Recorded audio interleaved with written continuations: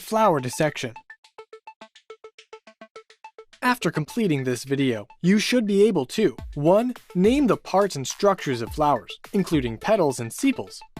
2. Differentiate a monocot from a dicot. And 3. Demonstrate the correct procedure for dissecting flowers.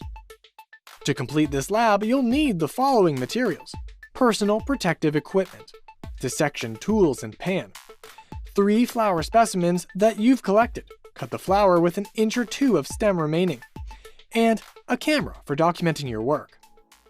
You'll need 3 different types of flowers to complete this lab. Your flowers may look different than the ones in this video, but they'll have the same parts. First, pull off the sepals of each flower and count how many there are.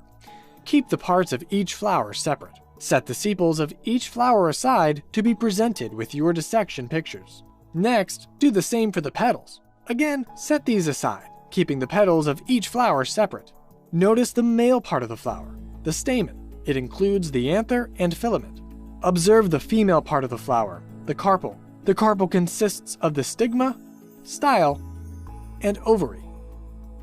With a scalpel or sharp knife, carefully cut the ovary in half. Attempt to squeeze out the ovules. These can be viewed with the naked eye or under the magnifier included in your dissection kit.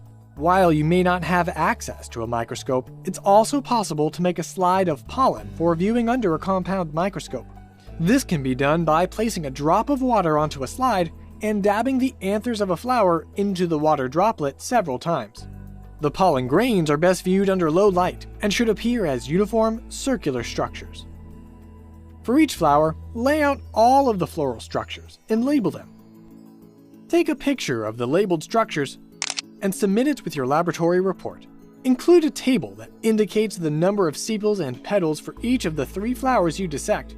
Also indicate whether the flower comes from a monocot or dicot. See the instructions located in the learning unit associated with this lab for additional details on submitting this lab.